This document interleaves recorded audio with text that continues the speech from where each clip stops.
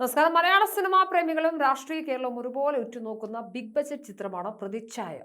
ഇന്ന് തിയേറ്ററിൽ എത്തുകയാണ്. നിവിൻ പോളിയെ നായകനാക്കി ബി ഉണ്ണികൃഷ്ണൻ സംവിധാനം ചെയ്ത ചിത്രം കേവലം ഒരു എന്റർടൈനർ എന്നതിലുപരി കേരള രാഷ്ട്രീയത്തിലെ വലിയ ചർച്ചകൾക്ക് വഴിമരുന്നിടും എന്നുറപ്പാണ്.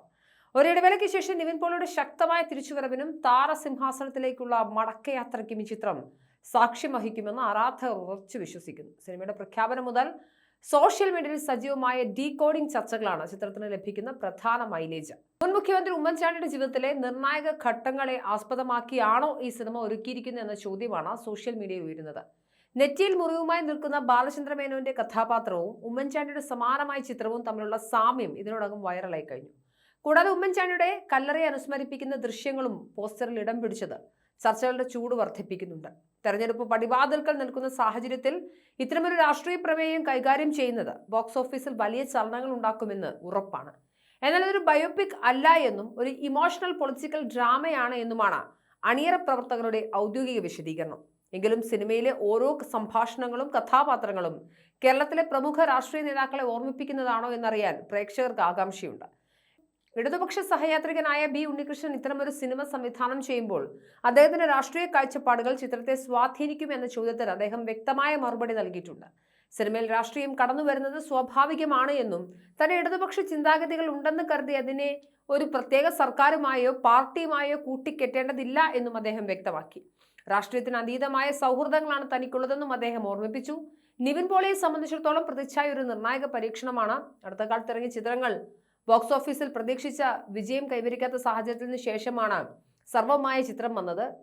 100 കോടി ക്ലബിൽ കയറിയ സർവമായ അദ്ദേഹത്തിന്റെ ജീവിതത്തിലെ ഏറ്റവും പ്രധാനപ്പെട്ട നിർണായകമായ ഒരു സിനിമയായിരുന്നു. അതിനുശേഷം തിയേറ്ററിലേക്ക് എത്തുന്ന സിനിമയാണ് പ്രതിച്ഛായ. അത്തരമൊരു ചിത്രത്തിലും ആരാധകർ ഒരുപാട് പ്രതീക്ഷിക്കുന്നുണ്ട്. അതും 100 കോടി ക്ലബിലേക്ക് എത്തുമോ എന്ന് ആരാധകർ പ്രതീക്ഷിക്കുന്നുണ്ട്. എന്നാലും രാഷ്ട്രീയക്കാരനായോ അല്ലെങ്കിൽ രാഷ്ട്രീയ വ്യവസ്ഥയോട് കലഹിക്കുന്ന യുവാവായോ ഉള്ള നിവിൻ പോളിയുടെ വേഷപ്പകർച്ച കാണാൻ തിയേറ്ററിൽ വലിയ തിരക്ക് അനുഭവപ്പെടുമെന്ന കാര്യത്തിൽ ഉറപ്പാണ്. ശ്രീ ഗോകുലം മൂവീസിന്റെ ബാനറിൽ ഗോകുലം ഗോപാലനും ആദി ഇലുമിനേഷൻസും ചേർന്ന് നിർമ്മിച്ച ചിത്രത്തിൽ വമ്പൻ താരനിരയാണ് അണിനിരക്കുന്നത്. വർഷങ്ങൾക്ക് ശേഷം ബാലചന്ദ്ര മേനോൻ ഒരു പ്രധാന വേഷത്തിൽ എത്തുന്നു എന്ന പ്രത്യേകതയും ഈ ചിത്രത്തിനുണ്ട്. ഷറഫുദ്ദീൻ, ആനഗസ്റ്റിൻ, ഹരിശ്രീ അശോകൻ, മണിയൻ പിള്ള രാജു, സായ് കുമാർ തുടങ്ങിയ പ്രതിഭകൾ നിവിൻ പോളിക്കൊപ്പം സ്ക്രീൻ പങ്കിടുന്നുണ്ട്.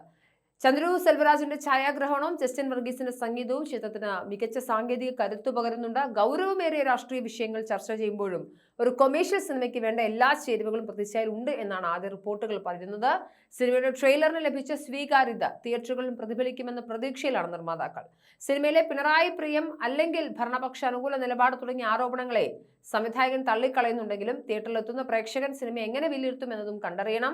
രാഷ്ട്രീയ നേതാക്കളുമായുള്ള തന്റെ വ്യക്തിപരമായ സൗഹൃദം സിനിമയെ ബാധിക്കില്ലെന്നും മാർക്സിസ്റ്റ് ദർശനങ്ങളെ ഗൗരവമായി കടന്ന വ്യക്തിയാണ് താനെന്നും ഉണ്ണികൃഷ്ണൻ ആവർത്തിച്ച് പറഞ്ഞിട്ടുണ്ട്. എന്നാൽ നിവിൻ പോളി ചിത്രം പ്രതിച്ഛായ തിയേറ്ററിൽ എത്തുകയാണ്. മികച്ച റെസ്പോൺസാണ് നമ്മൾ പ്രതീക്ഷിക്കുന്നത്. എന്തായാലും ഉമ്മൻചാണ്ടിയുടെ ജീവിതമാണോ ബയോപിക് ആണോ അതിൽ നിന്നും ഇൻസ്പയർഡ് ആയ സിനിമയാണോ എന്നതൊക്കെ കുറച്ച് മണിക്കൂറുകളിൽ നിന്നും നമുക്ക് വ്യക്തമാകും.